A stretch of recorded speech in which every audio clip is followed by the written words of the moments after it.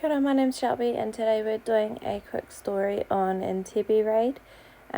So at 12:30 p.m. on 27th of June 1976, Air France Flight 139, a Airbus A300 with 238 passengers and a crew of 12, originating at Ben Gurion International Airport, Tel Aviv, left Athens for Paris.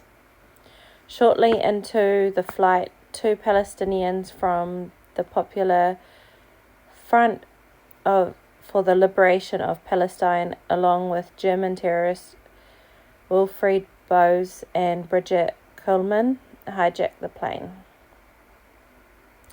The plane was diverted to Benghazi, Libya, and then at 3:15 a.m. on 28th of June, it was joined by three more. It landed at Entebbe Airport in Uganda, where the four hijackers were joined by three more. The hijackers demanded that they release 53 prisoners held in various jails worldwide and threatened to begin killing hostages from 1st of July. The hijackers separated the passengers into Jews and Gentiles and released all but 83 Israelis and a few French Jews. One Holocaust survivor showed Bose had his concentration camp tattoo. "I'm no Nazi, I'm an idealist," replied Bose. The entire crew refused to leave the Israeli and Jewish passengers, and the hostages were moved to the transit hall of the airport, where they stayed for a week. On 3rd of July, the Israel cabinet approved the rescue attempt. 100 Israeli troops were sent out for Uganda, landing at 11 p.m. They immediately went into action, attacking the terminal building, shouting "Get down" in Hebrew and English. French Jew Jean-Jacques Maimoni, who was 19, was accidentally killed by the Israelis, as were fellow hostages Paco Cohen, who was 52, and 56-year-old Ida Borishevich. 10 others were wounded in the shooting. The Israelis killed all the kidnappers.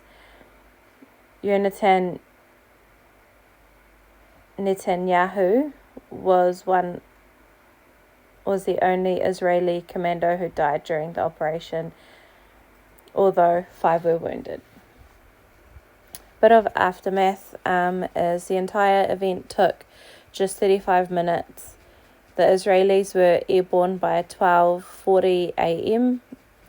and on 4th of July. As the Israelis loaded the hostages into the plane, Ugandan military personnel opened fire on them. 45 Ugandan soldiers were killed and 11 Ugandan Army Air Force MiG-17 fighter planes were destroyed. One hostage, Dora Block 75, had been taken to Mulago Hospital in Kampala, where 2 Ugandan army officers dragged her from her bed and killed her. The Ugandan government tried and failed to have Israel sanctioned at United Nations. You should know the leader of the assault force, Lieutenant Colonel Yonatan Netanyahu, the only Israeli to die, was the elder brother of Benjamin Netanyahu, who's Israel's prime minister from 1996 to 1999. So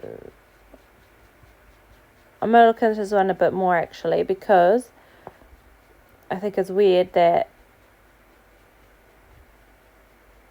the government came in to rescue their own people, and then the plane came from Europe, and then they were in Uganda. and then the Ugandan military was trying to stop them. Yeah, I don't have too much knowledge on this kind of side of history, so I'm going to look into it, and I'll do like a fact check on that. Why wouldn't they just let you get your people out and then you go home and you be on your merry way? Don't make sense. Anyway, we'll see what's going on. Hope you enjoyed the story. Stay safe. Please subscribe.